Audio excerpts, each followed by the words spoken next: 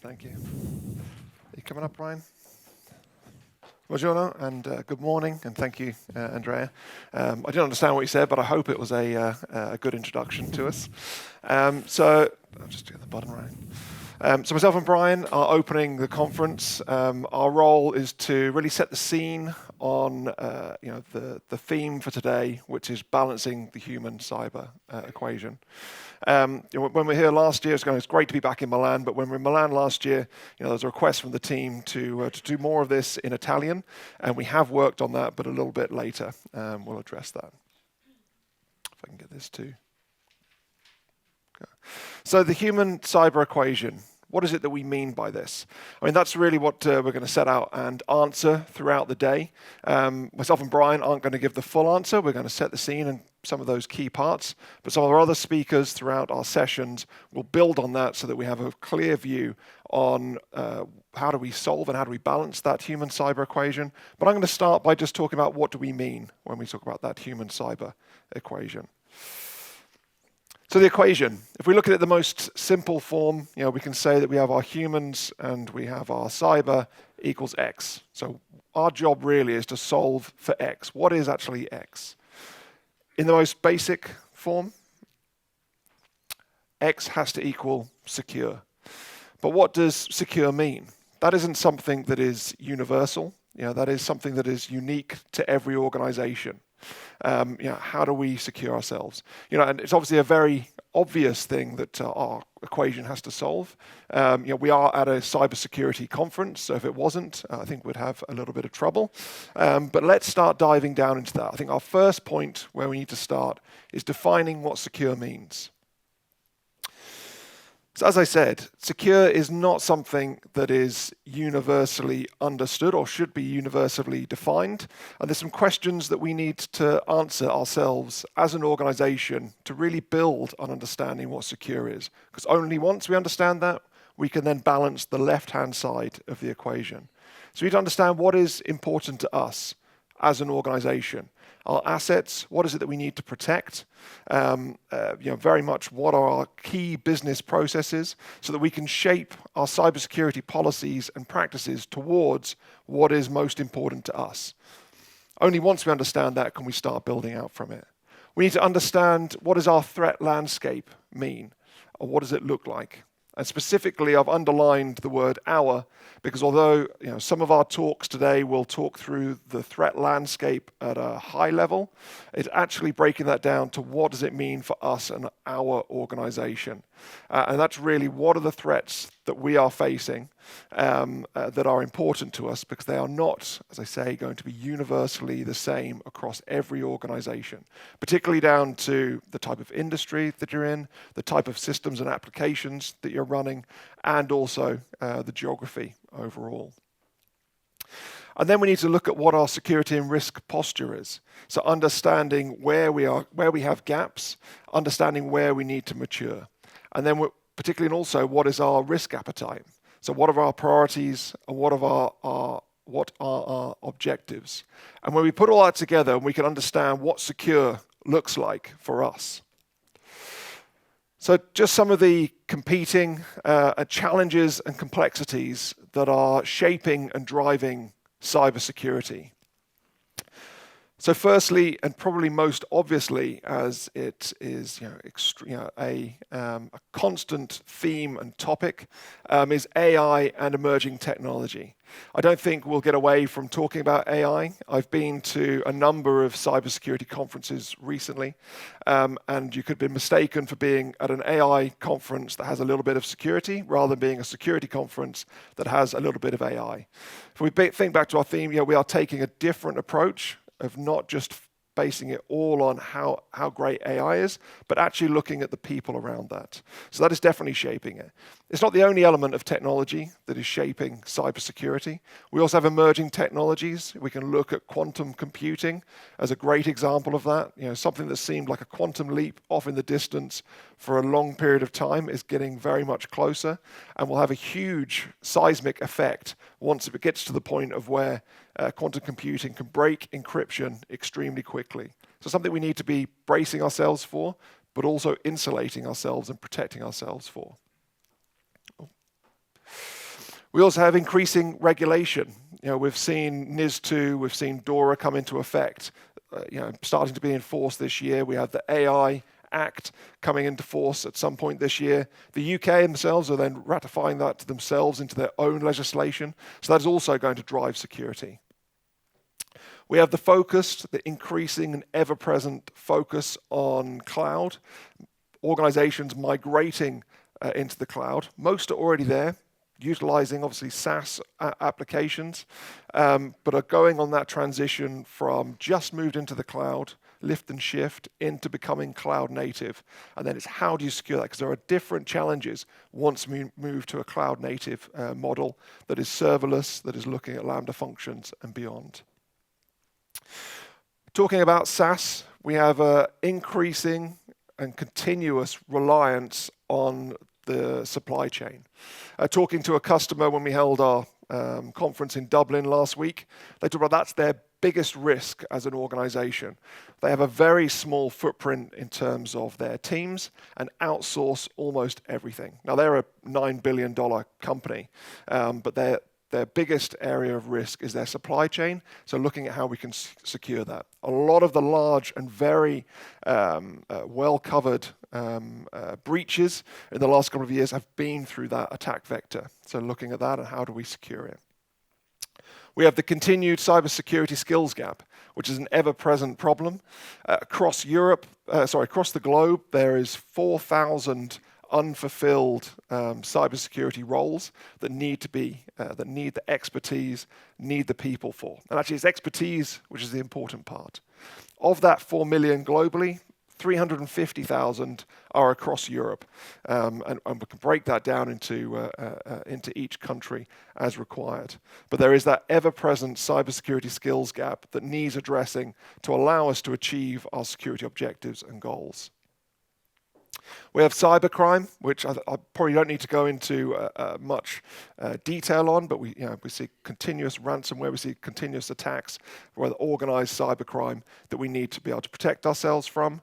We also see a consolidation of security capability, whether that is vendors expanding and overlapping in terms of their technology, the need to drive towards a minimum viable tool set that we can operate successfully, and also looking at how do we channel our cybersecurity efforts into a minimum of vendors and partners so that we are not overwhelmed by the effort that needs to be carried out.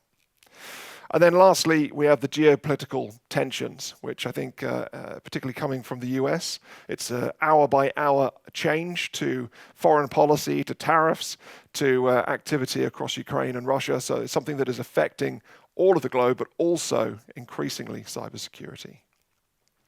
So back to our equation. We haven't got very far in trying to solve it, but for that we need to break it down, peel back the layers. And at the most simplistic function, we have our humans and we have our cyber.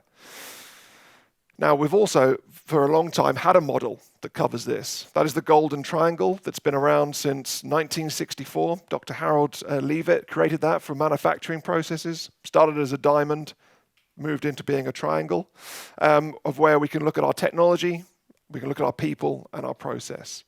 But our challenge is that that golden triangle is very much being blurred.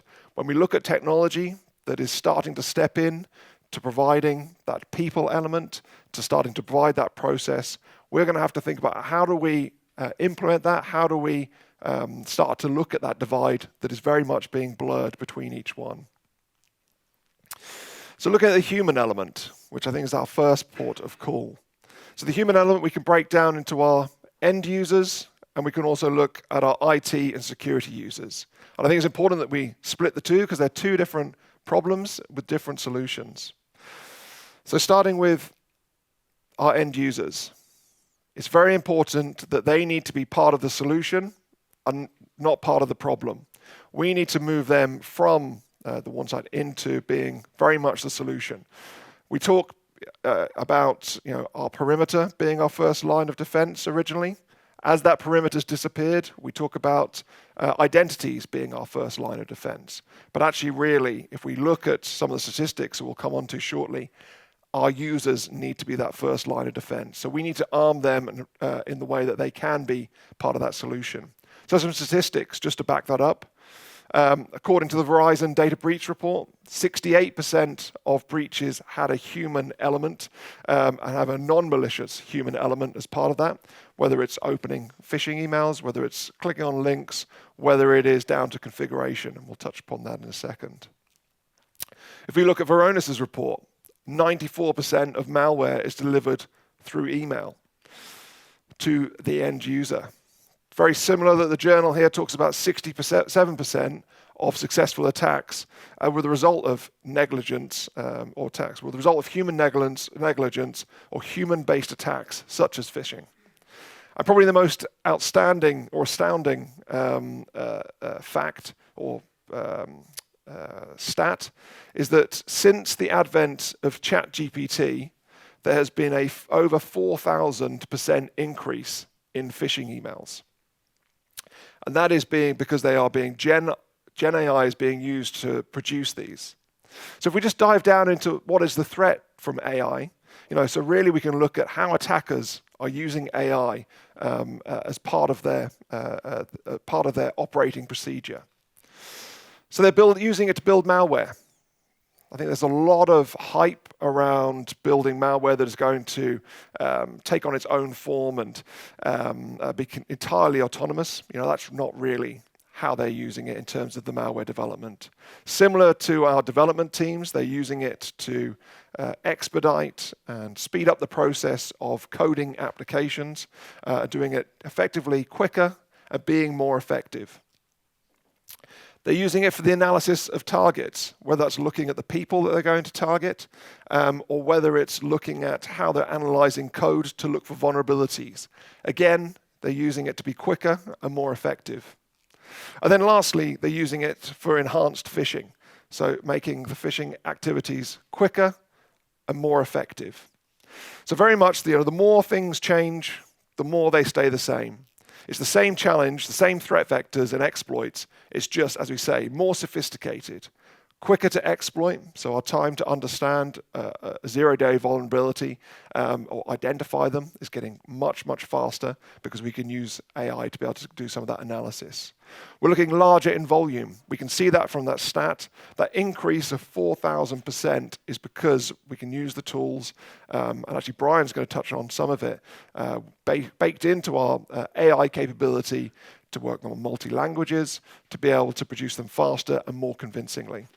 And making them more targeted. If we understand our target, or if they understand their target, organization, the people, their activities, their weakness, to be able to look for that hook, then again, they can be much more targeted. Lastly, so really clearly, the basics of cybersecurity have never been more important.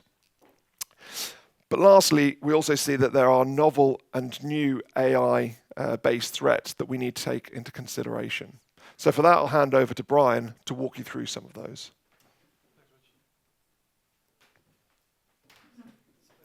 One second.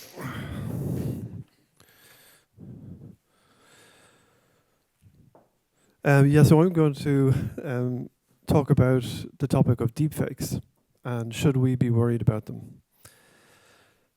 And looking at the statistics from last year, there was a deepfake attempt made roughly every 5 minutes in 2024, and more worryingly, the rate of the increase is growing as well. So it's only to be expected that this is a problem that's growing and it's only going to get worse. Sorry, this is maybe a bit too close to my mouth. Also, in terms of biometric fraud, deepfakes now account for 40% of all biometric fraud. So another huge area that we need to be concerned about. And again, on the increase as well. So just to kind of give an example of where things are going with respect to deepfakes, last month, Omnihuman model came out from ByteDance, and it's now possible to generate quite realistic videos from a single image. So here's an example. Here's a picture of Einstein back from 1921 actually in Vienna, and putting that through the Omnihuman model, you get the following. So you couldn't put the sound on at the back? What would our lives be like without emotions? They would be empty of values. So a famous classical poet said, "We hate and we love. Can one tell me why?" Catullus. Science does not answer why questions. Things are getting very, very sophisticated now in terms of being able to generate realistic deepfake video from just quite a small amount of input. So maybe just to describe what a deepfake is, it's synthetic media. It can be images, it can be video, it can be audio and messages, and using deep learning techniques to be created, generally using generative AI to provide a very realistic representation of whatever subject is trying to portray.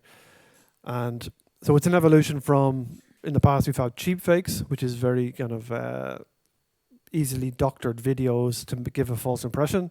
So it's not about just modifying something that pre-exists, but rather just generating something completely new. And so where are these deepfakes being used in the modern era? So there's four main categories that we see in digital communications, you know, to produce fake videos, fake audio, fake messaging, influencing operations. So generating fake content, promoting it online, making it go viral to create an impression, to sway public opinion, or to have a particular outcome in mind. I mentioned about 40% of all biometric fraud now is based on deepfakes. So fooling face and audio and voice verification mechanisms is a third category. And then finally, often face and audio is used and video is used in terms of applications and submission processes, for example, in account creations and things like that. And again, faking identity verification processes and documentation and bypassing those processes is also on the rise as well. So quickly going through each one of these, the way I look at the deepfakes in digital communications is that it's effectively social engineering 2.0. We know social engineering has been around a long time in cybersecurity, often to gain initial access or to gain access to credentials. And deepfakes just provide a new set of tools for the threat actors to conduct their social engineering. And it's so easy now to like, for example, clone someone's voice. So here's an example of me giving a webinar last year, and this content is available online, so anybody could grab it. So I'll just play a short clip of it. And the most important thing I think to think about exposure management is that attackers chain exposures to build attack paths within your environment. Okay, so it's over 40 minutes long, so I won't play the whole thing, but I'd strongly recommend it. It's good stuff. So anyway, that content's available. So it's so easy to take content like that, download it, extract the audio, put it through a platform like a voice cloning software, which is readily available online. And once you have a voice clone, you can use the text-to-speech capabilities effectively to get that voice to say anything. So I wandered lonely as here's a me cloud with a that bit of floats poetry. on high o'er vales and hills, when all at once I saw a crowd, a host of golden daffodils, beside the lake, beneath the trees, fluttering and dancing in the breeze. There is one positive of this, of course, is that now that you've got your voice clone, and I've cloned my own voice in this manner, I now speak 27 languages, so that's great. So now here is the same poem in a different language. Is the audio on there? Vagavo solitario come una nuvola che galleggia in alto sopra valli e colline, quando all'improvviso vidi una folla, una schiera di narcisi dorati, accanto al lago, sotto gli alberi, svolazzanti e danzanti nella brezza. So as you can hear there, that's me speaking Italian, but I've never spoken Italian, and I've actually never spoken the English version of that, and I've also never spoken the Italian version of it. I won't torture you with all the different versions in French, Spanish, Chinese, but it's so easy to do it now. You can just use a translation function and then put it through the voice clone, and you can target any audience in any language. So what's the use case of a threat actor for this? So they can generate voicemails and leave it with their target victim, purporting to be somebody else. It could be an instruction to transfer money or to send a document or whatever. Audio messaging of different types on the likes of WhatsApp or other messaging platforms. They can be used in live audio conversations. So the threat actor can have their content ready to play and have all the clips available that they need to socially engineer the target. If they're on a video conference, how many people have said, oh, my camera's not working today, so I'll stay off camera, so they can stay off camera and then pretend to be somebody else. And of course, that audio can also be combined with video deepfakes to create realistic impressions of an individual with video and audio together. So obviously a lot more tools for the threat actor now to use in their attacks. And then when you go further, the combination of the use of fake messaging with audio and video can actually fool people quite convincingly. So for example, very often the attackers will masquerade as a legitimate authority. They will have an urgent request. They will lure people with personalizing their messages, and then generative AI will make sure everything is correct in terms of language, grammar, and also help with the crafting of the urgency side of things, and also can be combined with other forms of deepfakes such as audio and video. And so, for example, an example of this last year was an employee of Ferrari was targeted with messaging about transferring some money, and they were suspicious.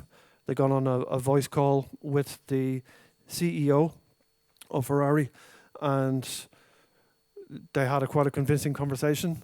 But just before it ended, he just got a bit suspicious, and he asked a question. He wasn't 100%. He thought something sounded a bit off, so he asked the CEO about a book recommendation that they discussed the previous week. And obviously the person wasn't the real CEO, so they couldn't answer the question. So they actually hung up, and the attack was thwarted. So this is starting to happen now more and more, where audio can be used to pretend somebody is somebody who they're not, in order to achieve some goal that they have. There's another big example from last year. A UK engineering firm called Arup has employees in Hong Kong, and it started with an employee in Hong Kong received messages from the CFO, and at first it sounded a bit suspicious, but then the employee was invited onto a video conference call with the CFO and other colleagues, and they had a whole video conference where the employee thought that he was on a call with his CFO and his employees, and after the call was convinced that he had some instructions to transfer money, and he ended up transferring $25 million to 5 different bank accounts on the back of the instructions. So what transpired later was that the threat actors had taken publicly available video footage of staff members, created deepfake video and audio, and then orchestrated all of that through the video conference that the employee was on. So this was a quite elaborate scheme, and it probably took a bit of work from the criminal side to make it work. But the tools are only going to get better, going to get easier, and I think it is a rising threat that we need to think about.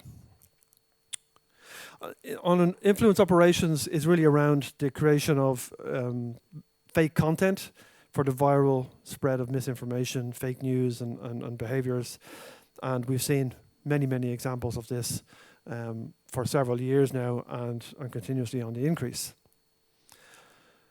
And it's so easy now to generate video that looks like the identity of the individual. So here's a new model that's come out recently, where you can generate video preserving the identity of whoever it is you want to be in the video. You provide a photograph and a text narrative of what you want to be in the video, and the video automatically generates then, but implanting that identity into the video. So there's one of a young boy by a stream.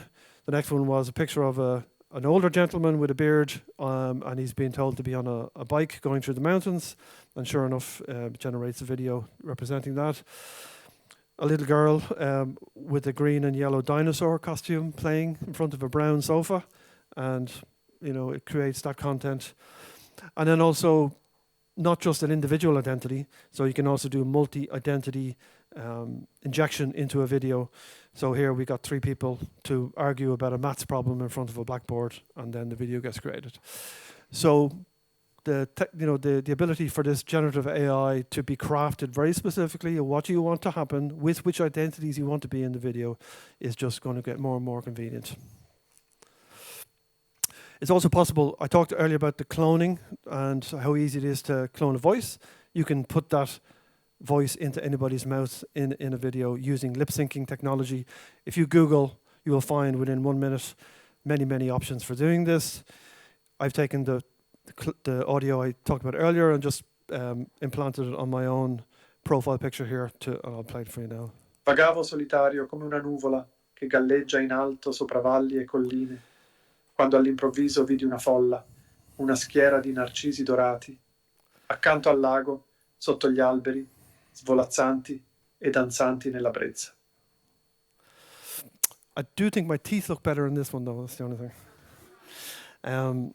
But again, so now you can get anybody to say anything. You can craft videos and implant them in any scene that you want to create. And you can think about the possibilities for social engineering and misinformation that you can potentially use here. So lots of impacts here. It can impact individuals in terms of reputation and career, and even physical threats. It can impact for-profit enterprises. So it's not just about influencing in the political realm, but also enterprises can be targeted by hacktivists, by people just doing it for fun, by criminal competitors who want to damage your brand. And not-for-profit and public sector can also be impacted as well in terms of political support and funding. So it's very important to think about these things. The third thing then is biometric authentication use cases, fooling those mechanisms. So many organizations use automatic voice recognition in contact centers and in IT service desks and in some mobile applications. And those can be threatened by threat actors using deepfake audio.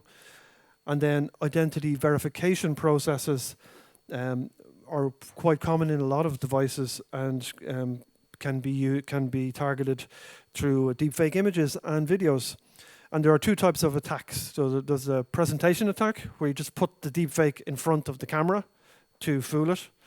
But also there's more sophisticated injection attacks, where you can create virtual cameras that pretend to be a camera, but they inject the deepfake into it, or even injecting the deepfake into the network stream itself. And then the last area is identity fraud. So you can see here that deepfakes use in identity fraud has grown significantly over the last 2 years. And a lot of businesses that have things like know your customer processes, where someone has to genuinely prove their identity, these processes can be targeted. So similar processes can be used in terms of presentation, injection attacks, and they're very often used in conjunction with doctored and fake IDs. So digital forgery with the use of generative AI has now increased 17 times in the last 3 years. And these can be used both to use a legitimate stolen identity in these processes, and even use synthetic identities that don't even represent an individual that actually exists. And you can imagine the problems for an organization should they be targeted with this type of situation. So going back to concluding with Rich's golden triangle, how can you cope with all of this? Well, it does boil down to technology, people, and processes.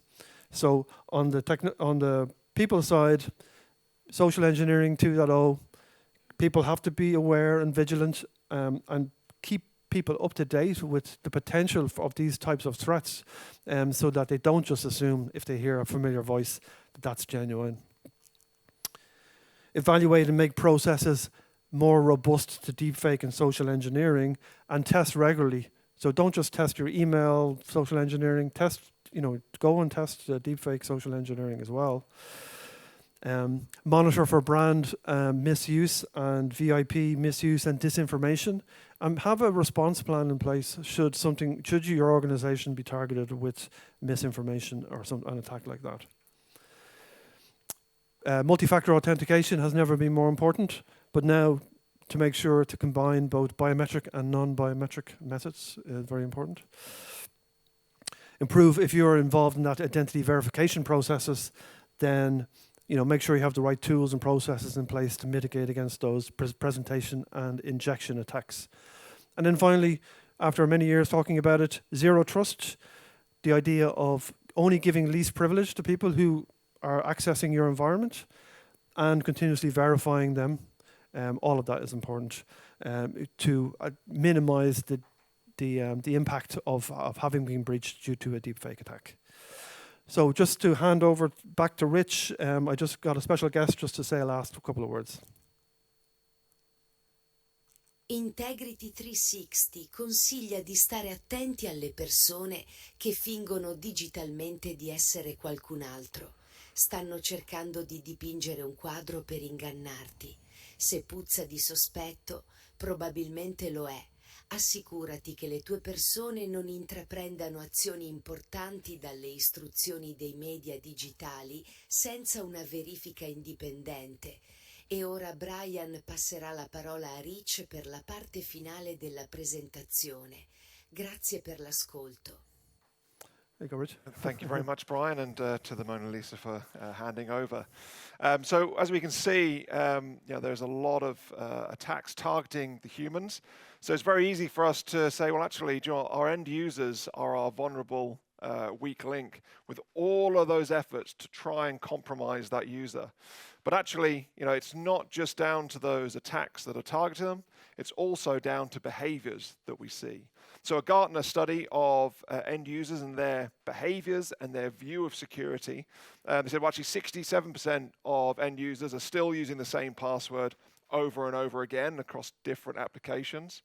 Our incident response team responds to business email compromise attacks constantly through compromised credentials being used over and over again. Also, two-factor authentication or multi-factor authentication not in place, so address that first. We also see that 65% of end users are quite happy to open emails and, importantly, open attachments from unknown senders. Putting themselves at risk. If we think back to that stat of 94% of malware being delivered by email, this is a clear threat. And we see that 61% are quite happy to send emails, sensitive information, via email, completely unencrypted. So we've got these behaviors that are actually putting ourselves at risk, all from end users.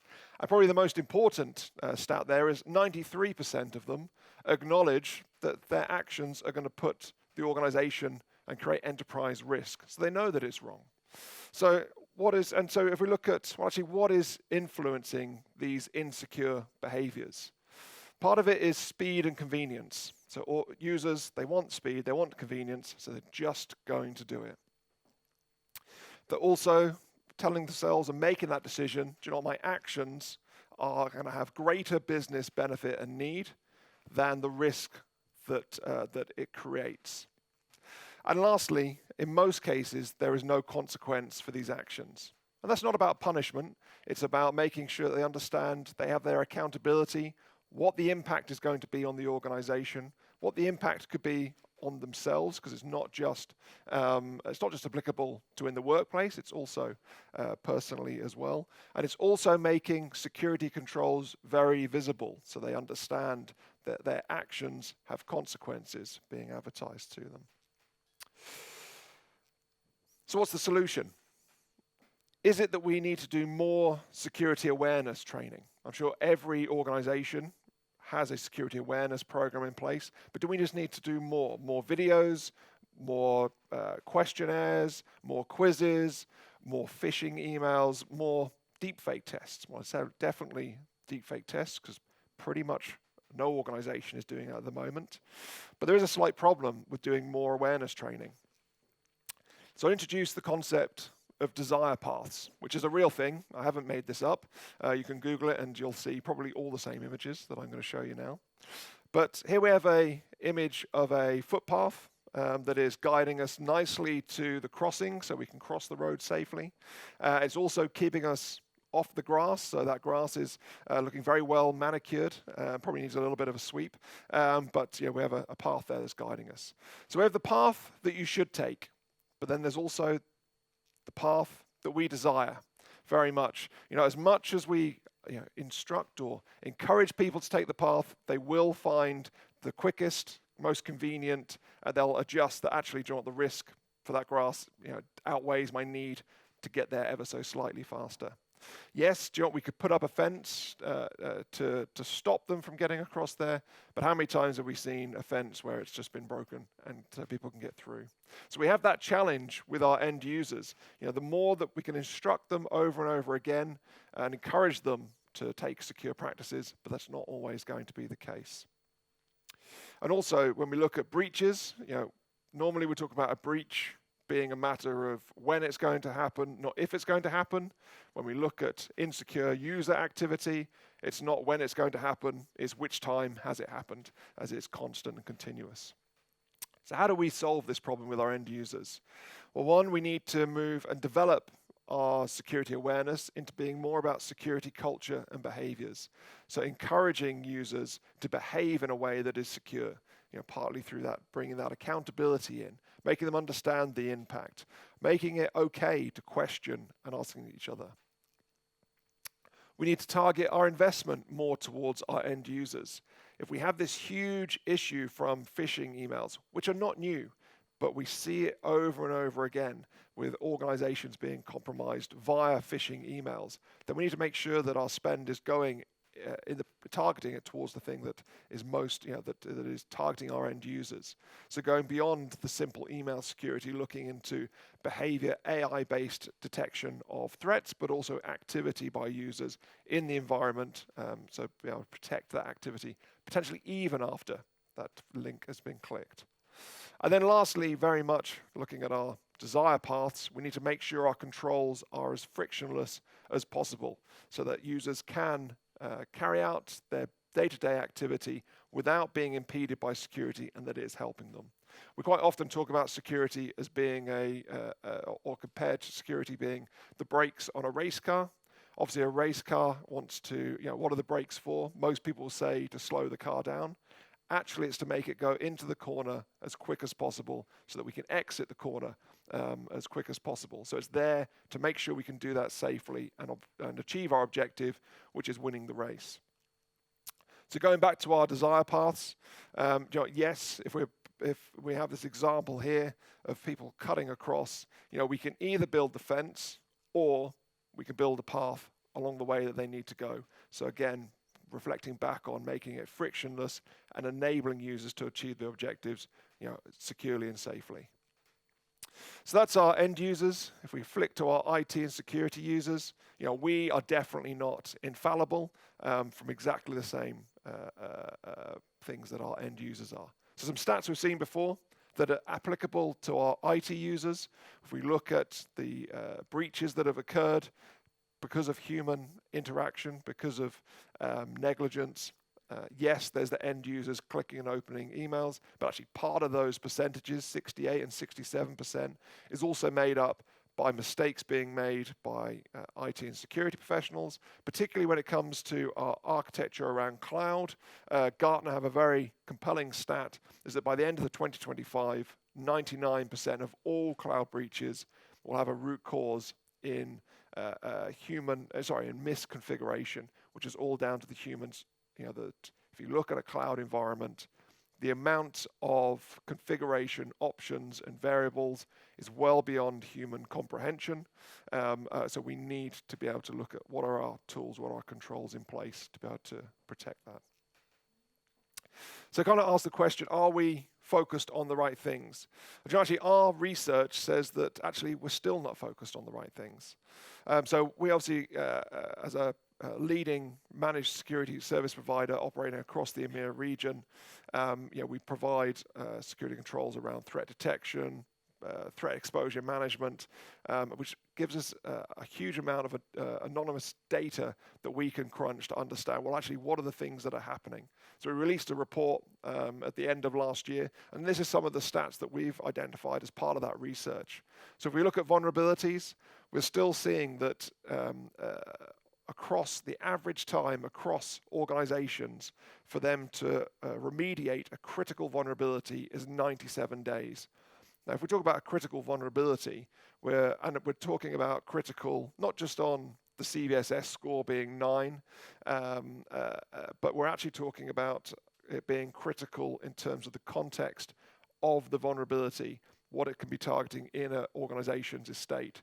So is it on an externally facing or accessible server? Is it being actively targeted by threat actors? Is there a proof of concept available to easily exploit that vulnerability? So it's 97 days. High vulnerabilities is just behind with 91 days to remediate. So we're all not moving quick enough to be able to remediate these vulnerabilities across our estates.